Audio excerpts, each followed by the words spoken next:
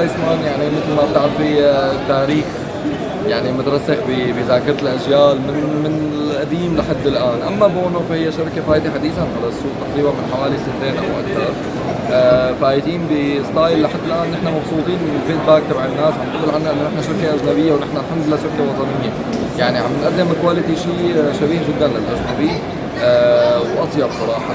المعارض هي مفتاح للعلاقات بين الشركات سواء ضمن سوريا أو خارج سوريا. نحن اليوم عم جينا أجانب عم نطلب وكالات لخارج سوريا، وحتى هون عم يجينا وكلاء من محافظات ثانية من مناطق كانت صعب الوصول إليها مثل ما بتعرف حضرتك، مثل الشمال السوري، إدلب أو حلب. هي الأماكن اليوم نحن عم نفتح فيها أبواب وكالات جديدة وعم يصير شغل حلو.